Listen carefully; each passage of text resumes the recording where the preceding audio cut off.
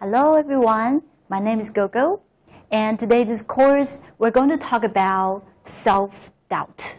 Self-doubt means that you have a lot of thoughts, but actually these thoughts are not helping you to move ahead. These thoughts, on the contrary, are putting you back and prevent you from moving forward toward your goals. And today we're going to do some activity, and through this activity you will know the source of this self-doubt, especially your inner voice, your inner negative voices, how those voices prevent you from moving forward. Okay? But actually, at the beginning, we're going to show you a video, and in this video, a really great man are telling us how he overcome his self-doubt. Okay, so now let's watch it. That memory is so painful that actually this is the first time I've ever shared it publicly. I came as close to giving up on life as one can without jumping off. But something extraordinary happened to me the second time I went to prison. About 2 months into my sentence, I got a letter from my ex-wife telling me that my mother, the person I profess to love and care about more than anyone in the world, had had a heart attack and was likely going to die.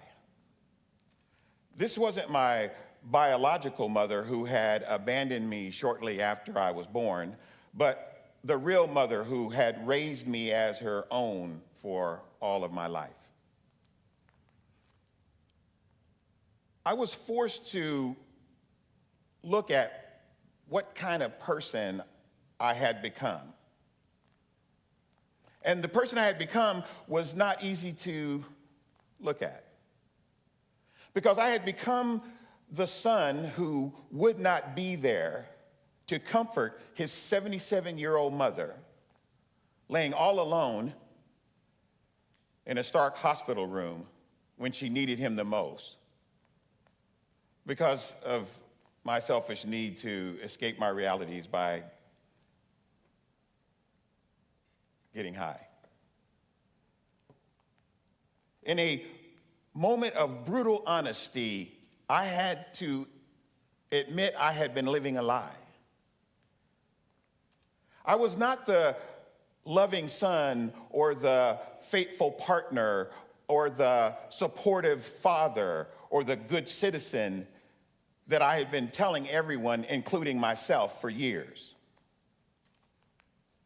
It was then that I decided that I needed to try to change my life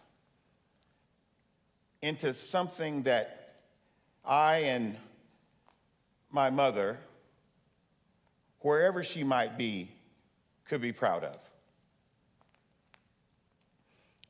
And a tiny seed of change was planted deep inside me. So after my release from prison, I decided I would go back to school, because I figured, what better place can a middle-aged, 240-pound black ex-convict go to blend in than a white bread community college with a whole bunch of 20-something co-eds. But I was fortunate. I was fortunate because at the local junior college where I landed, I ran into 2 instructors that changed my life. It was my interactions with these instructors that helped me to regain the self-worth and purpose and meaning and confidence that my drug use and drug-related lifestyle had stolen from me.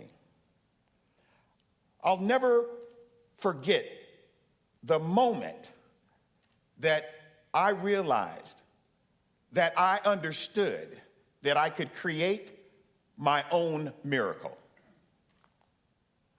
It all started when I went up to one of Professor Senna's office hours, fishing for some special praise because that had become my new drug of choice. She listened to me describe some super cool thing I had just done. And with no pomp and circumstance, she looked at me and said, "Isn't it amazing, BJ, what a person can do when they start believing in themselves?" And then, as if nothing special had happened, she turned back to her desk and what she was doing. Well, I walked away from that office hour dazed and confused and wondering what had happened. I was also a little pissed because she hadn't fed my new habit. But I was forced to think about what had happened and what did it mean. And importantly, that seed of change that was deep inside me started to stir. A couple months later, while taking a test, Professor Miller walked by my desk and dropped off an application that I later discovered was to the Masters of Counseling program at Sacramento State University. So after the test, I hurried up to his office hour and run into his office and held up the application and very obtusely said, "What's this?"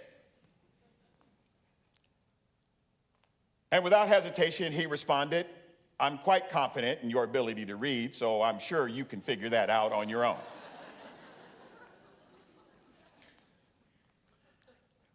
So I brilliantly followed that up with an equally obtuse question. I said, "So do you think I can do this?" And with patience, but no special fanfare, he looked at me and said, "Of course. Of course." And then he too turned back around to his desk, signaling that we were done. And again, I stumbled away from an office hour, dazed and confused. But this time, the seeds of believing in myself that had been planted in my garden of self-doubt took root and started to grow. In a moment, I realized that the only person left to believe in me that needed to believe in me was me.